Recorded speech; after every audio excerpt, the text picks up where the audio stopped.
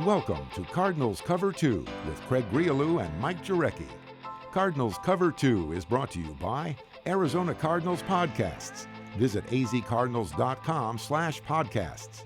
From the Dignity Health Arizona Cardinals Training Center, here's Craig Grialou and Mike Jurecki. Well, not that I'm one to complain about the weather. You live in Arizona, you can't complain. Although if you look outside at the moment, you wouldn't think we lived in Arizona. But MJ, have you noticed or bothered to check the weather forecast for Indianapolis next week? No, because I plan on being indoors like the majority of the time. Upper 30s, low 40s with a chance of snow on Friday and definite snow forecast for Saturday. I guess I would look at it. I'm not too concerned leaving Phoenix on Tuesday, arriving there. I haven't looked at the weather. And then when we're leaving Saturday night at 6 p.m., Indy time. So, but everything, again. That's what I've been told. Everything indoors. is, yes. Now you're going to have to walk outside at some point. Like if you want to go to Steak and Shakes at like midnight, get a burger. I can't do that. No, there's no way. Did I tell you my Steak and Shake story? Sure, we got story time with Mike Jurecki. Why not? Okay, so this was my first combine. I actually was Steve Schoenfeld was mentoring me. So I was doing the midday show with Dan Bickley down the dial, and so we were doing 1 to 3, and you remember the vector? Yes. So I had to set up the vector where Bickley, he was rolling his eyes that I was going to the combine. He's like, "We're going to talk about this." I said, "I'll handle it." So. And Dan Bickley's going to be at the Combine next week. That's what I've heard. I think we're going to have a nice contingent of Arizona media. Nice to see. So what happens when you have the number 1 overall True. pick? So anyways, I told the story of how Bob Ferguson was walking that day, and he didn't do the Bud Adams. He did flip me the bird, like, get to work, and I'm telling him to get to work, go find us some new players. Anyway, so it was lunchtime, and I'm walking to Steak and Shakes. And guess who I see sitting at the table? Mr. Bidwell and Joe Mean Green, just having a conversation. And you could, obviously Mr. B was active at the time. Joe Green was the defensive line coach. The stories they were telling, I just thought, you didn't pull up a chair and say, "What's up, fellas?" No, I stayed in my lane. I just waved to him at the time. I remember covering Joe Green here, and one time I mentioned the Mean Green, and I left the word out, and he kind of, was ready to hit me in the head, and I'm like, no Deacon Jones here. But that, I don't want to say the odd couple, but it was just weird to see Joe Green and Mr. B. It's like Mr. B brought football here, and I remember Joe Green, and I hate to say it, maybe his claim to fame, besides being one of the most physical players in NFL history, was the commercial.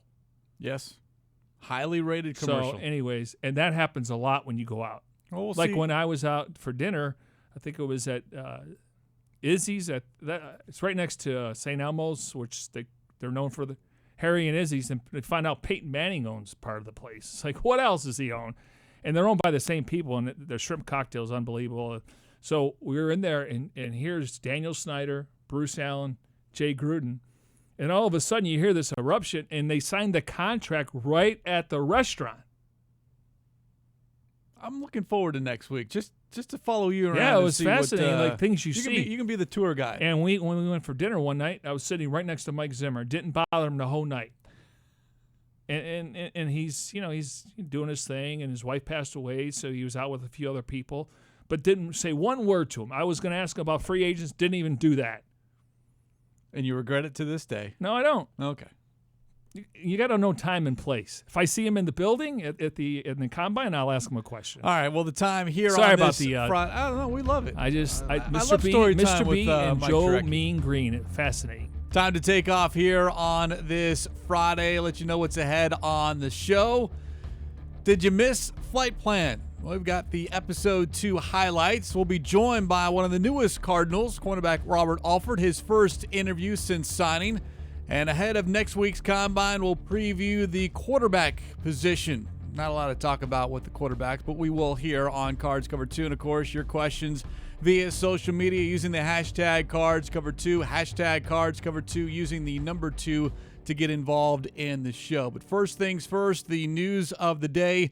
And the Cardinals have been awarded 4 compensatory picks in the upcoming NFL draft. They gained an extra 6th-round selection and 3 more picks in the 7th round. So a total of 11 picks over the course of 3 days at the end of April, including the first overall selection and the last overall selection. Yeah, and they also acquired a 6th-round pick for the Bruce Arians. Swapped it with their 7th-round pick. 6 and a 7th. So right now in the 7th round, the Cardinals would have 248, 249, and then 254. So we're not going to have to wait a couple hours in between picks. And I would recommend right now they try to trade those 3 picks for like a 6th-round pick. Package those 3? Yeah. Now we'll have to wait and see who Mr. Irrelevant is. Cardinals have had one in the past. You remember who it was? Well, they had Gerald. No, wait, that was Tavita. That's right. Can you say the last name? No. I'm going to try this, but Jimmy's going to help me here. Tavita Ofanawe. Is that right, Jimmy? Tavita Ofa Hanawe. And Gerald Christian. Gerald Christian. You're right about that one. So Gerald Christian was Mr. Yeah. Okay, there we go. But I would like to package those 3. Now, would the Cardinals give up for Carson Palmer? 7th-round pick, I believe. Well, a 6th or a 7th? 6th or 7th, right? You never know. Well, there we go. Never They'll have know. the 1st overall pick in the 1st round, 2nd round, 3rd, 4th, 5th, and 6th. And then, of course, you get to the 7th round and those 3 picks. Now, here's what happens, just to give you a little background. When we get past the 6th round, you have teams that maybe not have as many picks as the Cardinals in a certain round like they do in this round, 3 picks. So they start calling undrafted free agents. And, hey, we love you, and we don't have a pick left. We're willing to give you $15,000 if once the draft's over, you sign with us. So the Cardinals, if they keep these picks, these would be undrafted free agents. And quite frankly, Craig, I don't think 11 of these guys are going to make the roster. No, but those priority free agents, if you will, that all of a sudden, instead of getting on the phone and try to recruit, you just draft them. Right. And you give them a little bit of cheddar. Maybe it's $5,000, maybe it's $7,500, maybe it's $10,000. But a lot of these guys, I think for a player and their perspective, they want to hear their name called. It's a dream come true. But as an agent, and I can give you a prime example here, Tony Jefferson. That was the year that they let Kerry Rhodes and Adrian Wilson go.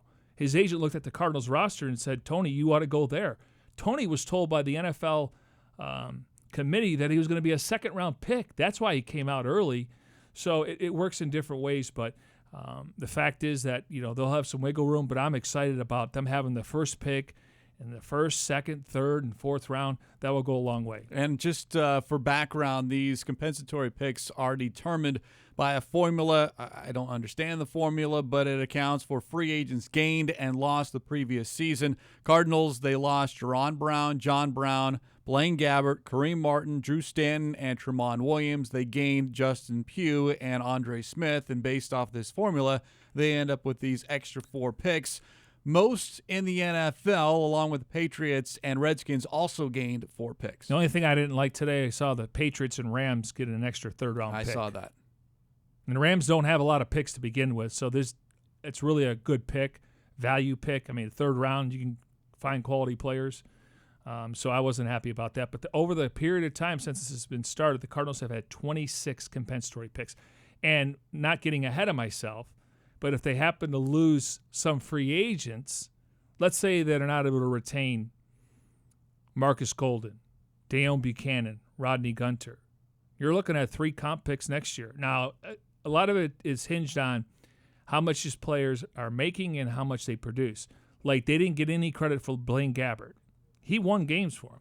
They didn't get any credit for John Brown. He signed a 1-year deal for $5 million. They didn't get any credit for those guys.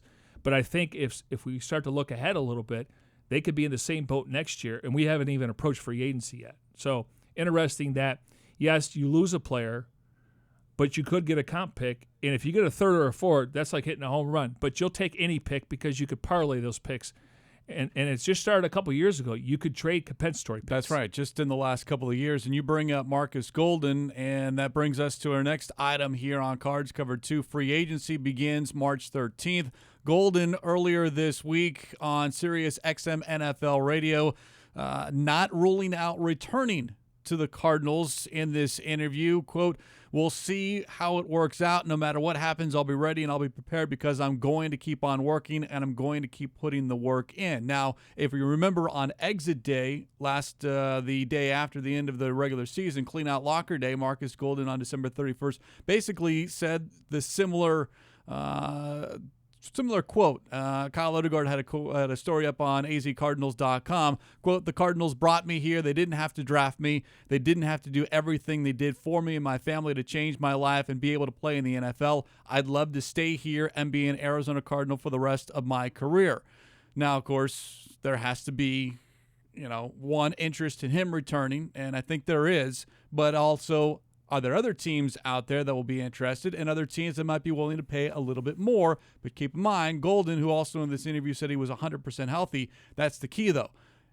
He's spending this offseason without having to worry about rehab, but maybe it's better for him 1-year contract because he hasn't had that full offseason coming off an ACL last year. He wasn't really himself until, week 4, week 6, in which he really and then he started missing some practices just and because the end of of the regular season, And well, he when healthy, the though, final 2 or 3 games. When healthy, very good. 12.5 sacks, double digits in sacks.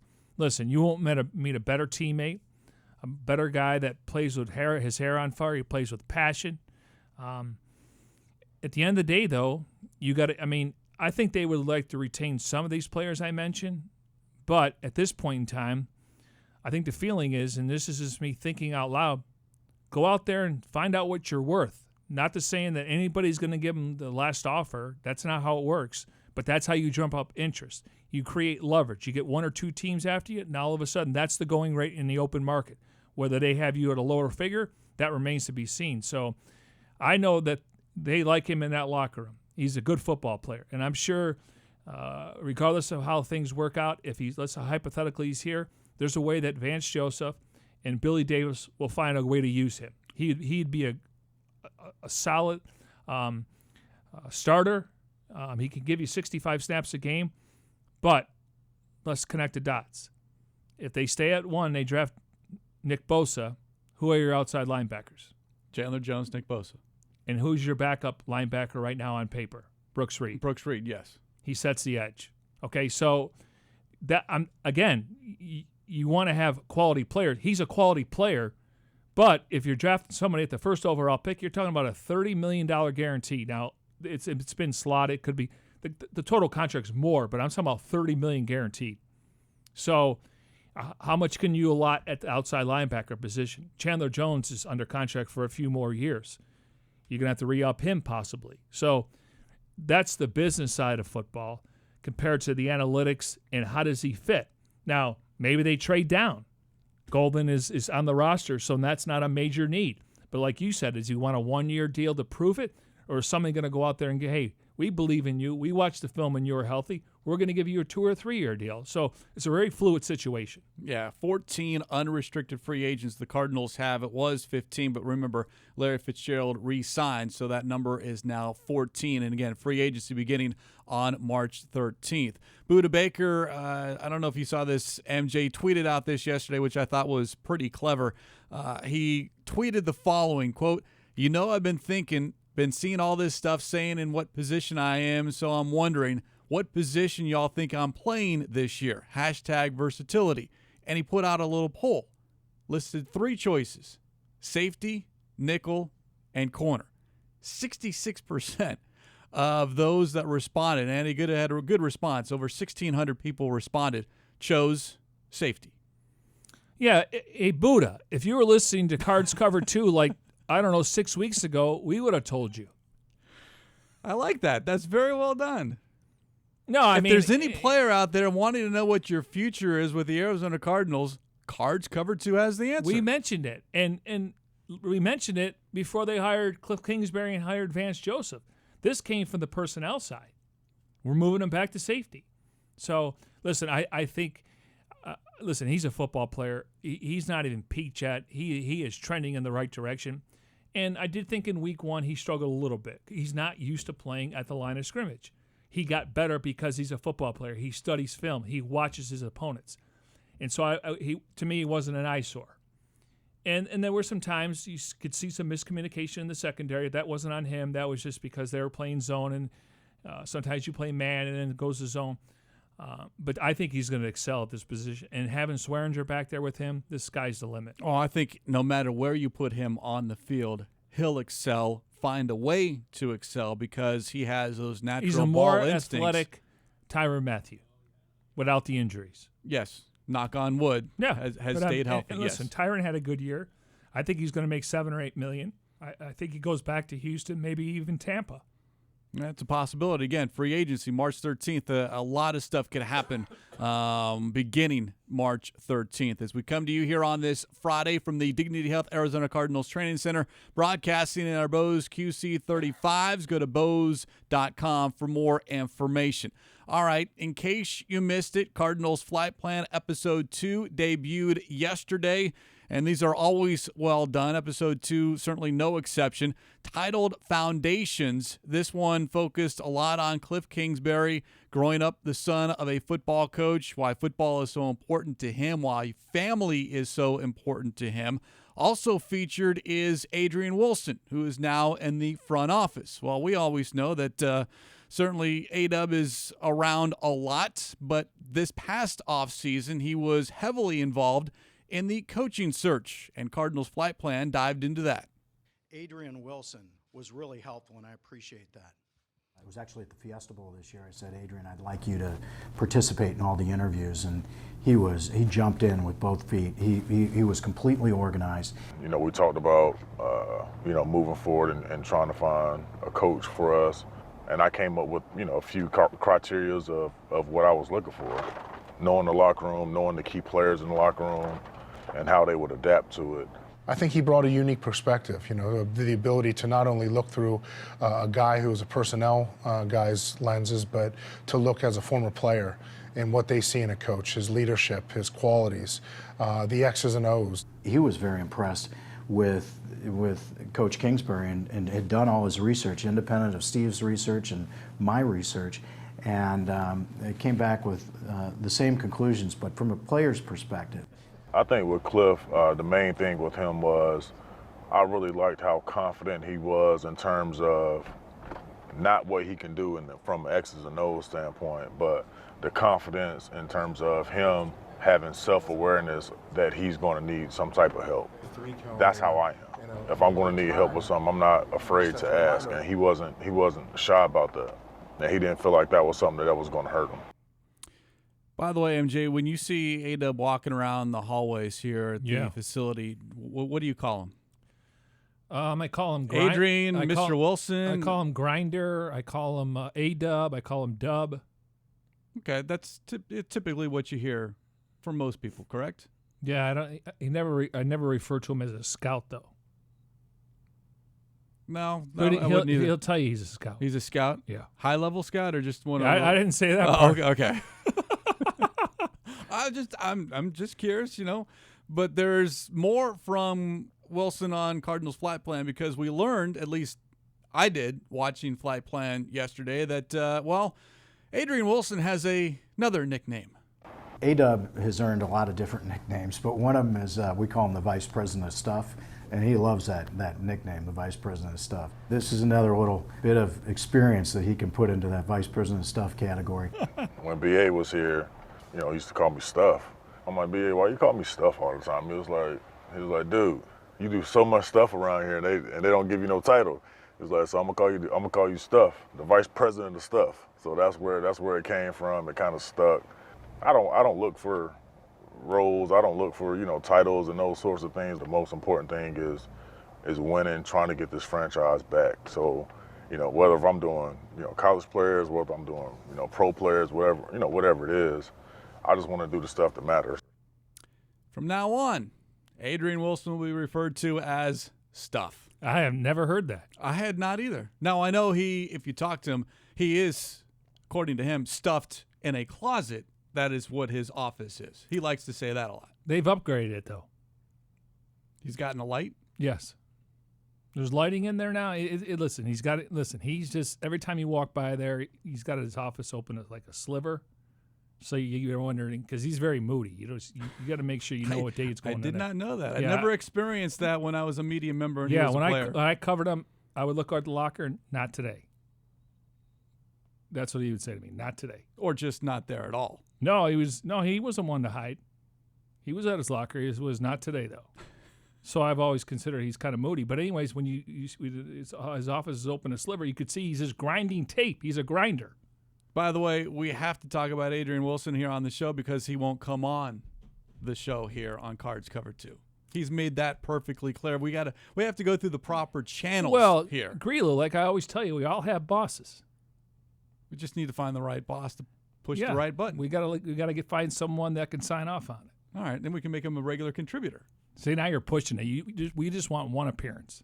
You guys have been around forever in the locker room, and you know those days. Sometimes they Why open settle for one appearance? Well, sorry, Elmo. Well, there's times in the locker room where it gets kind of boring. You know, some guys aren't in there. Yes. And then I remember a conversation. I don't know if you guys were involved in it. It was several years ago, where you just come up with weird things to talk about sometimes in the locker room. I posed a question, and it said, if you were in a barroom brawl or an alley fight, name someone, past or present, that you'd want on your side. And everyone was like, A-Dub. Yeah. Yeah, no nonsense. No prisoners. The other one that I brought up was Eric Hill. Yes. Now, if you, as Wolf calls him, got in a boot parade, Eric Hill and A-Dub, all they'd have to do is stand there and you win. You don't really have to engage in the dark art of bloody knuckles. And we don't see those middle linebackers like that.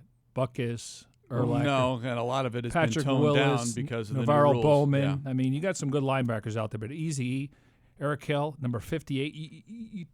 You shake his hand, you feel like you're shaking a steak. He had some meat hooks for sure. Yeah, exactly. I asked him once, or I asked Emmett Smith one time when he was here. I said, "Hey, what'd you think of Eric Hill?" He goes, "Toughest opponent I ever faced." I asked him actually, he was on a conference call when he was still with the Cowboys. I said, when I say Eric Hill, what do you think? He goes, he's the toughest guy I go against. Twice a year, I dread it because he was a downhill thumper. But anyway, A-Dub, you know, if you were ever in trouble, you'd want him on your side. Yeah, I mean, listen, I know we're talking about past, but these are two quality guys.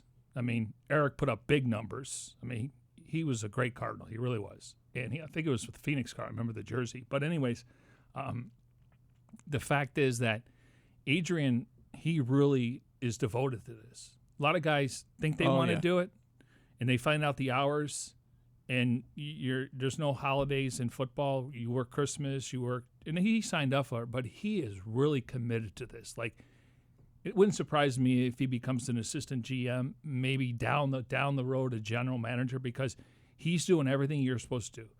He's scouting college players, scouting street free agents, scouting pro players. I mean, it's not like he just does one thing. It's not like he just knows an NFL player. He knows these guys when he starts scouting them as sophomores, juniors, and seniors. Hence the nickname Vice President of Stuff. He's working his way up the ladder, which is what you want to see. Of course, more on Cardinals Flight Plan. The next episode, episode 3, will drop March 14th. And, of course, you can catch it on Facebook Watch and YouTube. We continue here on this not a football Friday. Well, we'll call it a football Friday. We're heading into the Combine next week. Hey, there are order compensatory picks today. Oh, that's true. Yeah, the NFL, so there's something always going on. Yeah, football year round as we come to you from the Cardinals, or the Dignity Health Arizona Cardinals Training Center here on a football Friday, broadcasting in our Bose QC35s, Bose.com for more information. We know the Cardinals have certainly been busy this offseason. One of the first things they did was sign veteran cornerback Robert Alford. Well, earlier today we had a chance to catch up with one of the newest Arizona Cardinals. Well, you certainly didn't waste any time, Robert, as far as making your decision. Released on a Tuesday, signed on a Thursday. Why don't you walk us through this entire process as far as how you became an Arizona Cardinal early in February? Yes, sir. I mean, they got over, Mr. Kimes got over with my agent, and they got to talking, and then my agent called me and told me that they wanted to see me. I flew down there that evening, got to meet with Mr. Kimes, Coach Joseph, and Coach Kingsbury, and they just laid over everything, what they seen as me as a player and how I could fit in the scheme as a defensive back on the other side of Patrick Peterson. I got to talk to him on the phone after we done dinner, and just got to see everything that he saw in me and what he needed on the other side of him. And I got to meet the coaches, and I mean, I love the place. I love the atmosphere that Coach Kingsbury and Coach Joseph, what they bringing to this organization. I just felt like that. I fit there. I just felt like family once I got there and how they treated me. So there was no reason to wait, because you could have waited or at least heard other offers, but you were pretty quick on the trigger. Right. I just felt good. Like I said, overall, just once I got off the plane and just got to meet with the coaches and the GM, I just felt comfortable there. And then, like I said, I got to talk with Pat over the phone. Me and Pat are like close friends, and just being able to just play with him on the other side of him and just learning the game from him. That all trickled in on me choosing to be an Arizona Cardinal. How important was that 3-year contract for you? It was very important because I still feel like I have a lot of years in my tank. So for them to give me 3 years to be an Arizona Cardinal and just be able to just help turn around this organization, that was a big goal of mine. Now, did you know something was happening? We all know that they got to take care of Grady Jarrett and obviously Julio Jones, and we know it's a business, and you were a productive player there. But when you check in with your agent, there were other teams that wanted to talk to you, but you were obviously comfortable taking the Cardinals deal. Right. It was a lot of teams that wanted to talk to me, but I wanted to take the Arizona Cardinals deal. I wanted to fly to Arizona first because they were the first team that jumped up on me. So once I got that call, it was the Arizona Cardinals. The rest of the teams, it didn't even matter at that point once I got down there. And like I said, I got to meet with Mr. Kimes and the rest of the coaching staff. And from there, I felt good about the situation and felt good about how they wanted to use me. So that's what made my decision. Let me ask you this. Going back to your college days, and we're going to talk about where you played your college football, remarkable story for our viewers and listeners out there, but there is recruiting involved when it comes to the NFL, even though it comes down to money and comfortability and where you're going to play. But is recruiting involved when it comes to the NFL level? Yes.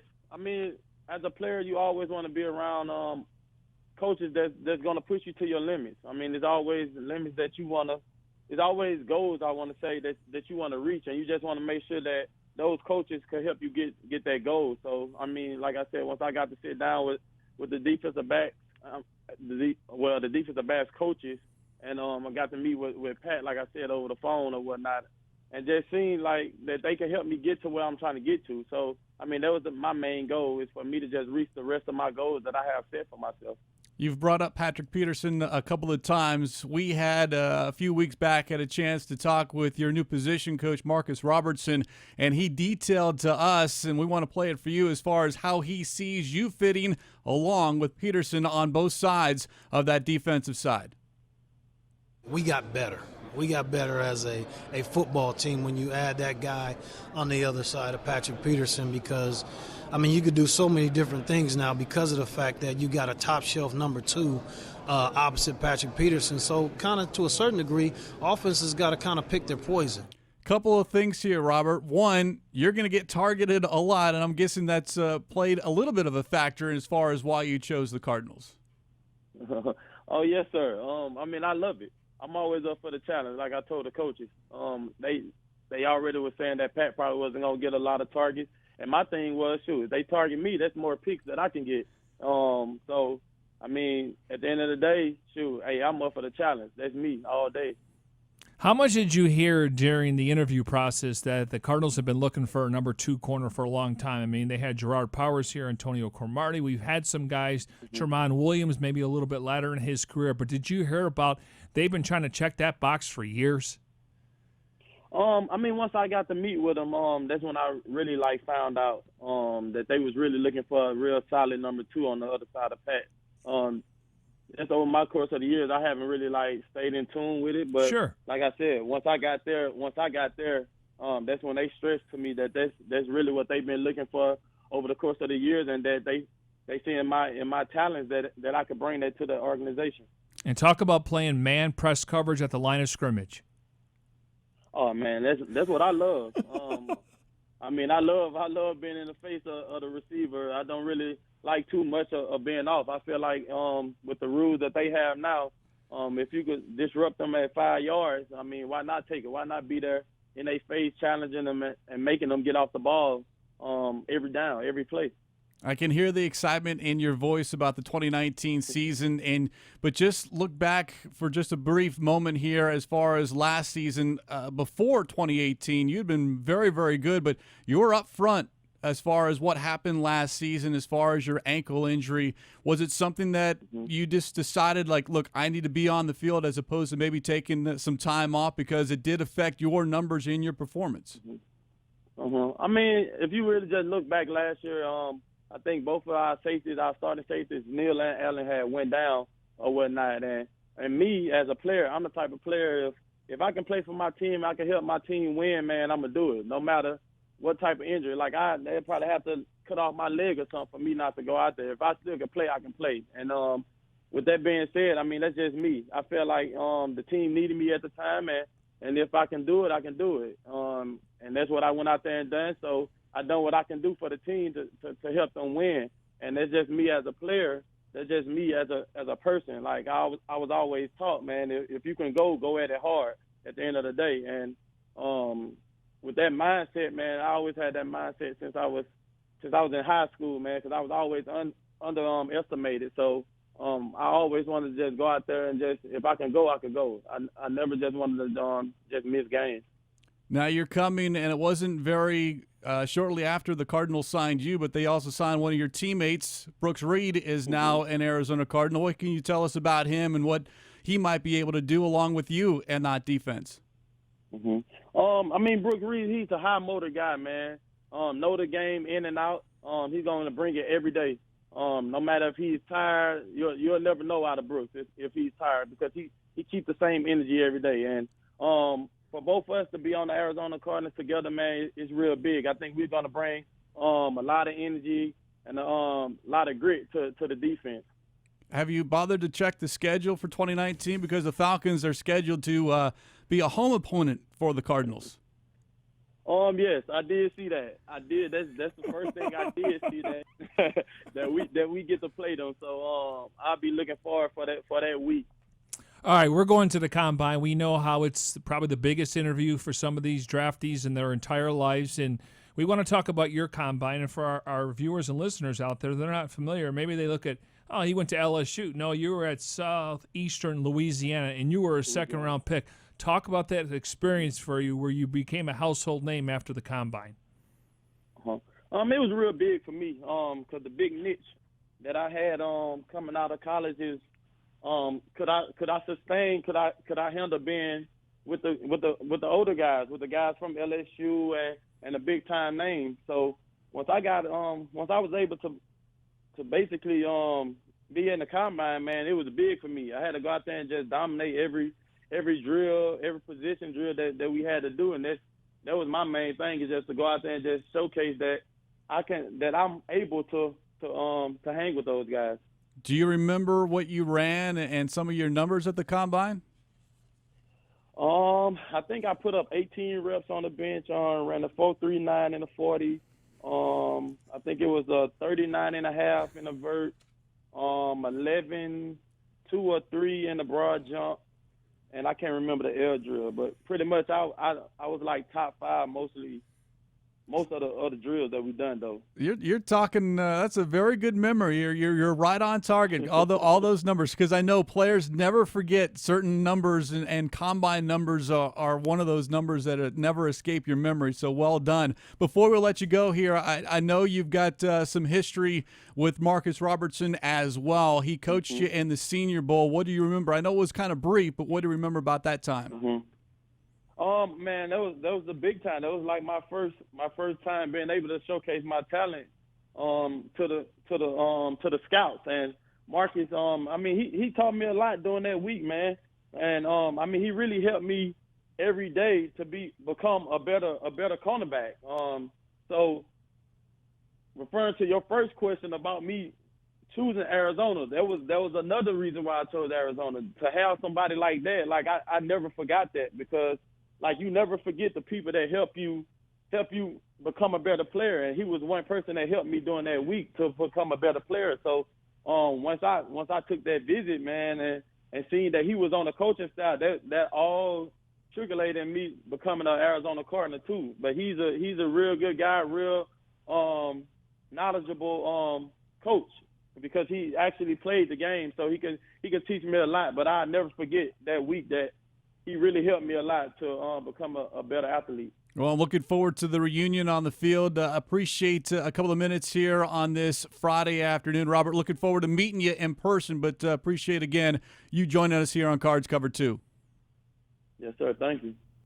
By the way, I looked it up, and Alford's 40 time ranked 4th fastest among all defensive backs in 2013. It is amazing that guys that go to the combine or in that draft process will remember two things: their measurables as far as their numbers, especially the 40 time, and then what Mel Kiper had to say about them. Bertrand Berry, still to this day, remembers what was said about him, even going back to when he was come out of Notre Dame. Yeah, excuse me. That's why when I see, like, and I don't think they get a choice, I think it's alphabetical order, but you see a D lineman wearing a single digit, I'm like, no.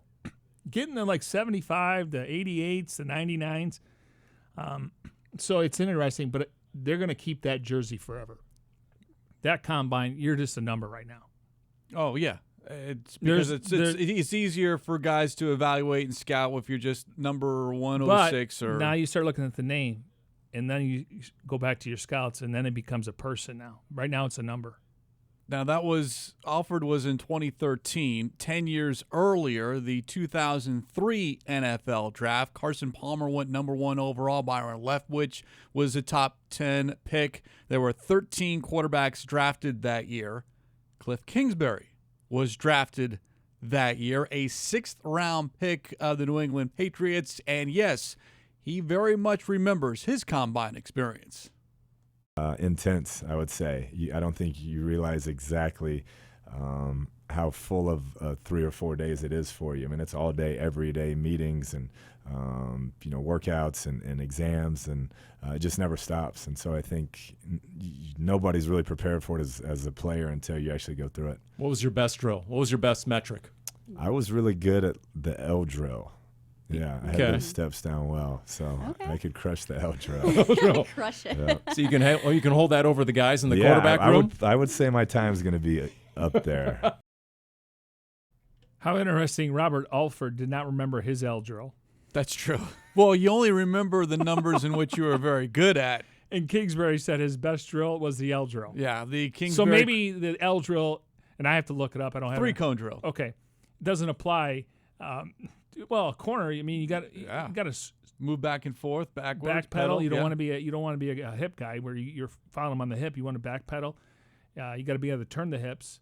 But the L drill, interesting, he had a better time. Yeah, that was his best time. I don't know if it was a better time than Alford. That was Kingsbury from the Kingsbury Chronicle podcast earlier this week with Paul Calvisi and Lisa Matthews.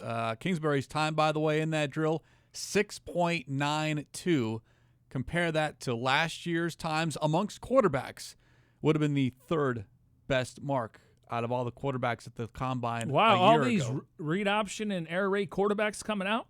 Kingsbury just a little bit more agile, apparently, than the quarterbacks these days. I don't know. By the way, Josh Rosen, I looked it up as well, 7.09. Kingsbury much better in the 3-cone than his quarterback. I like to see Cliff do it now at a certain age against Rosen. I don't know if I want to see Josh doing a 3-cone drill. Probably not. He's done with that for his entire life. These guys, and that's we saw him run last year. Well, he's here. He ran. He looked like a sailor towards the end. They do these drills, but then they'll never do them again. And I know, but it's. See, I don't care what a defensive lineman runs on a 40. Now, you want to go back to the Super Bowl where Mike Gandy or was it Levi or Deuce Latouille was running down the field? I don't care about that. But I do want to know what a pass rusher can do within 5 to 10 yards, though. What is his, get off? Off the line, yes. Off the line. I want to know that. And offensive linemen, I want to make sure they lift 25 to 30 reps. I don't want to have a guy at 17. He looks like Tarzan and plays like Jane. So there's – I know people call it the Underwear Olympics, but there's a reason why the Cardinals are sending 63 employees there. 63. and we are part of it. I was just going to say, does that include us? So we're 62 and 63? Yes. All right, very well. Last year, 56. So they've added. And I don't have the numbers for other teams, but the fact that they're sending 63 people, this is a big deal. It's really about interviews. You get to interview. We'll get into this next week, but quickly here. You get to interview 60 players for 15 minutes up until 11 p.m. So you start at about 6. You're at the stadium all day watching the measurements, the 40 times, the lifting, and then you get into the medical, which is the most important thing. And they bring in semi trucks. They have MRI machines. They're poking prod at you. That's why Reuben Foster last year, he was hiding a shoulder injury. He didn't like the way they were poking prod at him. They kicked him. He left. That's not going to fly. You have to do everything if you're trying to hide something. So medical, character are huge during the interview. Everything else you can build around, but we don't have medical reports and we don't have character reports. And when we're watching the draft and you're going, I can't believe this guy's still there. Well, 31 teams know why he's there. Now you get to the 3rd and 4th round, maybe you take a flyer on him. But there's a reason why these guys drop.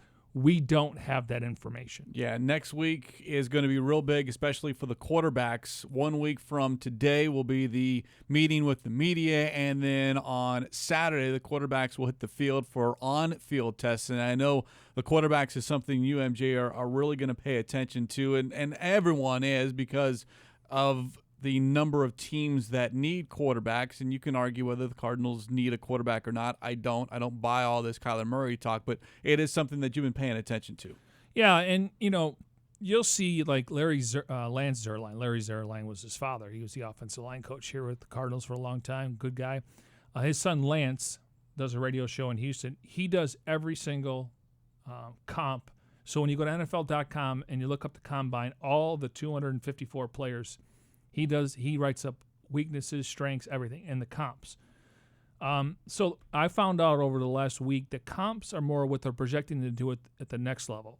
And it's not like if I say a comp for Kyle Murray is Mike Vick, I'm not saying he's going to be Mike Vick. I'm saying he's got the arm strength. Does he have a Mike Vick? I think Vick had a stronger arm. I'm going to get into that. But does he have the same 40 time? Vick ran a 4.25. He's going to run maybe a 4.3. So when you see comps, that's not who's saying they're going to be, but they have traits of that certain player. So keep that in mind when we get there.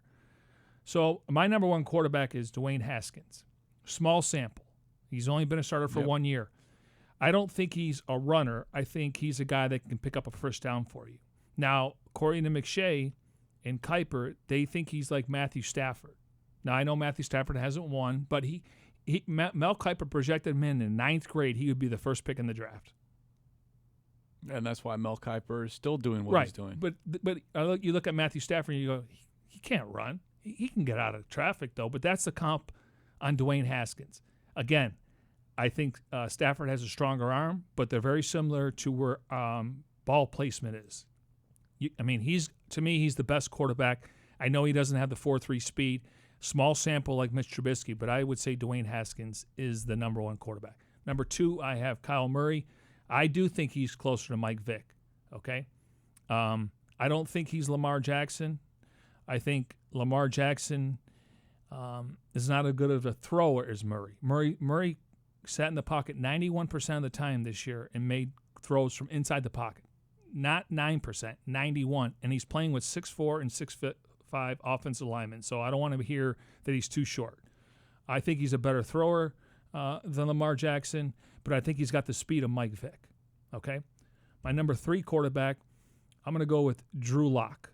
Now, out of Duke. He's been a 4-year starter. He's got over 40 starts, so he fills that Bill Parcells criteria drafting a quarterback. He's got to be a captain. He's got to have over 35 starts in his career. And how many wins does he have? He's got all that. He's got a strong arm. He can spin the ball down the field. They were comparing him to Burt Jones. And Burt Jones, you remember that commercial where he literally broke the bar soap? I don't know if he can do that, but that's a heck of a comparison. So I think Drew Lock, I don't know if Denver would take him at 10 because they went out and got Flacco, but I think he's going to be there. And we got the Redskins at number 13. They could take a quarterback. My next quarterback would be, after Drew Lock, is Daniel Jones from Duke. We know he played for David Cutcliffe. Cutcliffe coached Peyton Manning at Tennessee. He coached Eli Manning at Ole Miss. He's a project. I wouldn't be surprised if he drops to the first round. The Patriots take him, but I could see him going in the teens because teams are looking for that next guy. We don't know the Alex Smith situation next year, so Washington is in the market. They need to draft one. So I think Daniel Jones fits that profile. 6'4", 225. You can look at him as a pocket passer, though. He's not this guy that's going to run around. He is strictly like Carson Palmer, Tom Brady, pocket passer. And then my fifth quarterback is a local product, Ryan Finley. Now, I don't know if Finley can drive the ball down the field. He played 6 years in college. He's got like 45 starts in his career. He had a red shirt. He had a couple injuries. So I think Ryan Finley, I don't think he's a first, second-day guy. I think he's a third-day guy, fourth, fifth round. And then Will Grier, he was suspended 1 year for PEDs. He's like 24 or 20. He'll be 25. He's got a kid and a family, so he's more mature. But I don't like the way he throws the ball down the field. A little wobbly for me. But, again, I think he's a career backup at best. Yeah, Will Grier out of West Virginia. You mentioned Ryan Finley, local kid, went to Paradise Valley High School. And a correction, Drew Lock, Missouri. Daniel Jones was at Duke. Yeah. Of course, keep in mind all these testing that is done next week. Just kind of file in the back of your head. I don't get caught up in a lot of these numbers, especially 40-yard dash or how high you can jump. At certain positions, yes, it matters. But as General Manager Steve Keim constantly reminds us, as he did recently on an appearance with Doug and Wolf on 98.7 FM, Arizona Sports Station, you can't get caught up on combine testing. I say this all the time. We go out and we fall in love with players in the fall and we confuse ourselves in the spring. I tell our scouts all the time, guys, unfortunately, I know you're excited about this guy running the 3-cone, but we don't run the 3-cone at 1:00 on Sunday. Mm-hmm. So at the end of the day, what does the film tell you? What is his production? How much does he love it? How much does he care? Can he learn and process information? And if he can do all those things, then we have a shot at finding the right kind of player. I go back and I look at guys all the time like, Anquan Bolden, who ran 4.73 at the Combine. But his compensating abilities, the ability to get in and out of his routes, the way he tacked the football, his passion for the game, those were the things that he possessed that made him a great pro. And those are the things why we miss on players. That's why it's an inexact science. And I'll say this. We talked about them sending 63 employees. I mean, this is a multi-billion-dollar industry, the NFL.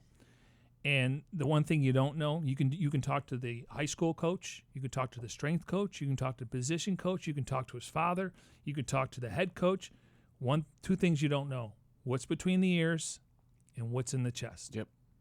Are you motivated by the money to play in the NFL, or are you motivated to be great and you're motivated by the shield? Corey Chavis told me that a long time ago. There's two different players, shield and loot. So, in other words, that's something you can do all the homework in the world.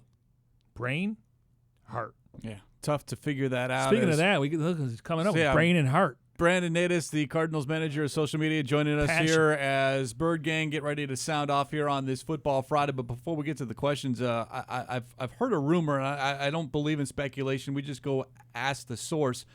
This is your last day? It is my last day. I did not know that. Is I'm that being true? Tongue-in-cheek, just yes. Did you read It's been like a freaking week-long celebration. Yeah, I know. There's a parade later down on the street. Did you get downtown. the key to the city? We're working on that. Okay. He's going to get that in Orlando. Oh, right. Stop. No, yeah, I mean it's been a long. All right, thing, well, tell everyone that's got a chance to listen to you and follow you, and of course you were the guy monitoring the Arizona Cardinals social media account. So tell us what you're doing and where you're going. So first off, big thanks to Darren Urban, Tim Delaney, and Lisa Manning for hiring me and giving me the opportunity to build up our social media accounts. And obviously my parents for always support me. It's been really cool to see you guys on the show. Tim and Ohms and I have kind of been talking about this concept for several years now, and now that we've executed it and stuff, it's been really great to see you guys do a heck of a job. Jackson Sipes, Jesse Aranda will be running point right now, so make sure to give them some love. I'm going to work for the city of Orlando, be close to my friends, my family. My dad's here today, ready for another cross-country trip, so really excited about that. Be closer to the college I went to, expand my career. I've been really, really blessed to do this at 28 years old for a couple of years. The players have been amazing. The ownership, the leadership, everything's been terrific. They let me come on air, which is something I've always wanted to do, and expand to those horizons. So it's been fun. Got to get Mike wear a helmet and stuff, and it's really been a good ride. So it's tough to walk away from, but I'm definitely excited about what's on the horizon. All right, before I start shedding tears, why don't you get to the questions? We'll get to the social questions. All right. So we talked about the combine. You don't want to talk about your email today? Oh, the email. So I sent an email to everyone. It's the best email. I still haven't finished reading it. It's the best email I ever received when somebody was leaving a company. Now, I've been in radio. They don't let you say goodbye. Yeah. You know what? That's a good point. They don't let me say goodbye. That is a very good point. It tells you a lot no, about how... that email was, I mean, just to give you an idea, every single person he came across, he wrote a note on it. Thank you. How are you? That was impressive. Relationships are key. So we'll get into the questions here before we start playing, the sad music. We talked about Combine coming up. Each of you, what is the main goal for the Cardinals at the Combine? Just get as much information as you can. And to me, it's not the testing. It's being able to sit in front of these guys for the first time. And then after that, bring them along for a visit, kind of get them away from that bubble because they've all been coached up. So, but it's that first real true face-to-face meeting. Yeah, get to know the person. I mean, we know the player from film and know the player from head coach and strength and conditioning coach and position coach and high school coach. Get to know the person versus the player. And medical's huge. I mean, if we want to sit here and say, is Nick Bosa worthy of taking the first overall pick? I mean, he did tore an ACL early in his career, I want to say coming out of high school, and then this year he had the hernia operation, which they call a core muscle. I'm not concerned, but medical-wise, that's a big – I mean, you got to make sure. I mean, I'm sure he's going to be asked and poke and prodded like any other top pick in the draft. So medical's big for me, not on one player, but the entire players that you bring in here. And if a doctor says there's too many red flags – even if ownership and the GM want to draft him, they take him off the board. They put a little red flag next to his name. Now, you may take that guy in the 7th round, but you're not taking him in the 1st or 2nd round. So, the person and medical. Would you say that Bosa's injuries in the past would be something that would hold you back? If it becomes a huge concern, absolutely, because you're investing not only a number 1 pick, but on a lot of dollars, but certainly this is someone that you need to be, I wouldn't say a face of the franchise, but someone that you expect to be around for 8 to 10 years. Well, you look at his father. He was drafted in the 1st round, 1972. He only played 2 years. I don't know the circumstances. His brother obviously was a top 3 pick in the draft. He's missed a little bit of time. So you start looking at family history. Yeah. Now, again, he's been cleared. He could have played in the bowl game. He chose not to. So I'm not concerned, but it is still a big part of the process. And how much do you think they're leaning on Billy Davis, who coached him at Ohio State this week particularly? Would you have him there with the familiarity, or would you not have him there because you think that familiarity would? I mean, in the interview room? Yeah.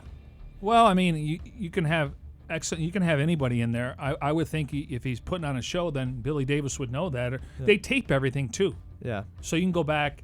Any guy can watch it. Just, again, Michael Bidwell's been a former prosecutor. Yeah. Okay, so, and I think Arian's one of his first questions was, when's the last time you smoked dope? So it's all over the board, but they do video that. So if somebody wanted to get a chance to see, this is what he said versus what he told me in person, you can sync that up. Now switching over to fast forward a little bit to the draft, Cardinals have the number 1 pick. What would it take for each of you to trade down from number 1? Well, first of all, it takes 2 to tango. I hear this all the time. Who's willing to move up? Who are they willing to move up for? I mean, because you got Quentin Williams, you got Josh Allen, you got some really good pass rushers, you got some defensive tackles, you got Bosa, you got Greedy Williams. Kuiper had 20 defensive players going in his top 32.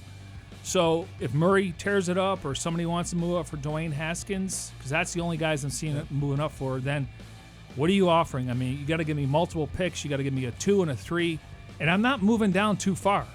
I'm not moving down to 5, 6, or 7 because now you're getting the second best player at that position. Yeah, and I think there's going to be – you hope that maybe there are multiple teams because, remember, 49ers aren't looking for a quarterback. The Jets not looking for a quarterback. Top 5. Maybe the Raiders just because Derek Carr is getting up there in years.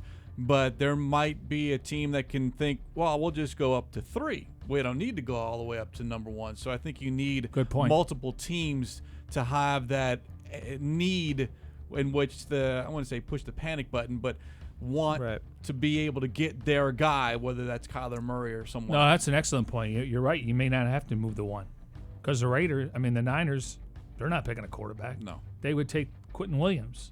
Or you just have to play it against so that someone else may want to trade up to 2, though, and that's how then you would get someone else to trade up for 1 that they trade ahead of them. And obviously it's a good chance with the combine to see, okay, well, this is a good player. Maybe we wouldn't take him at 1, but if we slide back to 4, he'd still be there, and maybe we like him just as much. See, if you do that, you got to write down 4 names. Yeah. And say we're not going down. We won't go any lower than 4. 6 or 5. Yeah, right. Whatever, yeah. Because Greedy Williams, even though he's the best corner, Craig, they're not taking a corner in the top 5 or 10. Look, we promised to be nice on I know. Brandon's This is the last day. show. Well, I'm just kind of adding to the conversation to where if you put 5 names on a paper, I think Greedy Williams would be the 5th name. But you're not taking him. So you put 4 names on if you're going to move down. Best available. Okay, so obviously Cardinals have the first pick, first round, and all the other rounds. But speaking of a former first-round pick, Robert Kimdichie, so he saw some success this year as a D tackle in the 4-3. How do you think he is going to do in Vance Joseph's system now, moving back, with the 3-4? Well, everything's going to be according to his rehab, and everyone says they're ahead of schedule, and that's great. Now it's just a matter of how long does it take. I mean, he was hurt late in the season. Is he going to start training camp on PUP? That means 6 weeks. And then where is he at then? I've talked to people, they think he could be ready sometime in September. Some people maybe say early October. So the good news is if he doesn't start the season on PUP, just like Marcus Golden and Jermaine Gresham last year, they were inactive for the first 2 games. So you get him back for 14 or 12 games. And listen, they're not going to pick up his 5th-year option. They're going to need him in this 3-4 defense. I mean, granted, he's not playing his natural position, but if you lose Gunter and possibly Olsen Pierre, now he's restricted, so they could tender him. Yeah. All of a sudden, who's going to play over there? Now, I'm sure they have a plan B, plan A, everything. Right. So it'd be interesting to see the personnel, because Corey Peters is going to man the nose. Yeah, so it's a fluid situation, but I think we'll know better when we get to training camp where he's at on PUP. Joseph has said every player, including when he was asked specifically about Kimdichie, has been given a clean slate. For me, I need to see it. Yeah. And we haven't seen it on a consistent basis. Flashes, yes. Los Angeles against the Chargers, yes. But do it at a month, 2 months. How about an entire season? All right, and that's fair. I mean, I know people want to label him as a bust. I'm not ready to spell I'm not that saying word. That. You can be injury prone, but it's been nagging, high ankle sprain, growing injuries, You hammies. can't count on him. Okay, but if he played the whole season, how would you evaluate him going in the next year? Starter? If he finished the season, and we're not talking about the ACL, would you pencil him as your starter? Oh, absolutely. Right. There's no one else. Yeah, you have to. No, but I'm just saying, I'm sure they're going to address it, but if he was, and I know it's a big if, the fact is he didn't stay healthy, but if he did, I'm penciling him in as my starter. Until, yes, someone else came in and beat him out. True. I think the tough part, though, about the ACL is he could be back in September, but sometimes guys are not 100% at that point, and it takes almost more than a year. You almost see a whole season they have to go through until they're back to normal self. I think that's a good point, too, from a standpoint that look at Marcus Golden. Yeah. Look at Jermaine Gresham. And some guys are never the same again. True, but the way that people rehab now and the technology and the medicine, it seems like guys are coming back a lot sooner. I'm not saying Adrian Peterson's 6 months because he's a freak athlete, but he's unbelievable. They say 9 months, but I really think it's 12 months, a full year, to be 100%. So that's what makes it difficult. We'll get into the last question here. So last question I'll be reading. We're going overtime today. You have to read the username. We have to read it because of the username alone. And it's Junebug Savage Pants. Okay. What a handle. So how do you feel about us being the Cardinals, unless Junebug is, Adrian Wilson or someone in the scouting department's secret handle? How do you feel about us drafting N'Keal Harry? Love it. Just tell me when, though. But I would love to see him in a Cardinals uniform. Yeah, I mean, we talked about, and we're going to get into this next week. I mean, listen, I think he's a gritty player. I think he's physical. I love him on the 50-50 balls. But once again, what's going to be his 40 time? Now, is he going to run a 4.55? Is he going to run a 4.58? on these recent mocks, I haven't seen him in the first round. The Cardinals would be thrilled if he was there at 33, and maybe you move back into the first round to make sure you get him because you get that fifth-year option. But right now, just based on the mocks, and again, we haven't even been to the combine, subject to change, they would be thrilled to have Khalil Harry at some point, whether it's late first round or early second round, because you filled another need, and he's a quality football player. That'll be back-to-back years where you had a wide receiver you like slide to you there in the second round. If he's kind of hanging there and it's like late 20s, are you on the phone calling up trying to trade back in? Depends how many receivers go off the board. Right now, there's only saying 3. Yeah, and I like one tight end and one running back, and that you're not going to see that early in the draft. You're going to see that more 20s to 32. And I like also how he's a different type of wide receiver than what this team has. He kind of reminds me of Michael Floyd. I'm just again talking on the 50-50 balls. Now Floyd was a 13th overall pick in the draft. Yes. Yeah. So again, not comparing. But there's some traits to him, skill set that I do see in Michael Floyd. Yep. All right, that's all I have. That's for you it. That's it. We're done. Where's the? Do you have the music, Holmes? We're like an hour a minute. So sad. I thought you were going to give us the directions how to get there. I-10. I-10 East for a while. Thank you, Brandon. Thank you guys for everything. Seriously, thank you, thank you. Holmes. I appreciate all the Cardinals fans for all the questions. And you're going to go see the team in Tampa. That's the plan, barring something unexpected. I should be there in Tampa to cheer. Are you going to work that day, or are you going to be a fan? Probably be a fan. I mean, if they need me to work, I'm always open. I actually like working better than being a fan, but I can hear it. Could I get some sideline passes? BA invited him to call plays. Byron and I will take turns. By the way, which sideline would you be on then? Since we mentioned since Ohms mentioned Bruce Arians. Oh, definitely Cardinals. Oh, okay. Come on, Cardinals all the way. No chance. I mean, I don't really talk to BA or anyone anymore. I mean, Byron Leftwich. I don't have his number. I don't think I have anyone over there. I mean, I do like Rock. Rock used to bring in lunch every Friday before home games, and it was called Rock's Cafe. Kevin Ross. Oh yeah, Rock defensive backs coach. And so he's over. I mean, they got everyone over there. Now this is what I'm hoping for. We open up with the Browns at home, Mayfield, Rosen, Kitchens, and then we see you sometime in the middle of the season. I would think you'd want to see me in December because that means you're not probably seeing snow. You know what I mean? Like if you're Ohms and you're going on these road trips, I hope we get you after the bye week. You know what I mean? You want to see me and not snow or whatever, or a place where it's dark at 3:45 in the afternoon. Fair enough. I dislike going back to Tampa for obvious reasons, and Super Bowl 43. Hurts. Come on, Jimmy, you brought us down now. Yeah, no. Come on, we're all happy. You're happy? Oh. Yeah, exactly. We're celebrating. We're gonna retire that chair forever. We're gonna use a completely different chair for the Kingsbury. I know we say we're leaving like 10 minutes ago, but I was impressed that he ripped off all those quarterbacks, though. I cannot do it anymore. I'm sorry. Claim to fame. 19. I was 19. Yeah. 19. In order. That's right. Yeah, it's because of my memory. I just memorized them. I took like 2 hours on a Thursday night and just memorized. Gave you a homework show. assignment and a challenge, and you stepped up. Thank you, Brandon. Thank you. In guys all seriousness, though, Fridays won't be the same. Appreciate everything, and real props for what you've done on the social media side with the Arizona Cardinals. Thank you. I really, really appreciate it. A lot of hard work, and every single person in this organization has had a hand in our social media. Some more than others. But obviously, the live show 3 days a week is a big pride point for me. When we're talking last year at Twitter for Live Summit and stuff like that, and we're able to talk about stuff like this. I mean, to see where we've come from, Ohms has obviously had a huge hand in that. It's been a blessing. So thank you guys so much. Thanks for including me. Well, good luck. All right, where's Jackson? Let's go. Come on in. That's gonna wrap up this edition of Cards Cover 2. Next week, Monday, here in studio, and then Wednesday, Thursday, and Friday from Indianapolis at the NFL Combine. Special thanks to those behind the scenes: Tim Delaney, Jim O'Mahundro, Jeremy Schnell, Jackson Sipes. For Brandon Natus, good luck in Orlando. Appreciate everything. Thanks, Mike Jurecki, I'm Craig Grialou. Enjoy your weekend. We'll talk to you on Monday.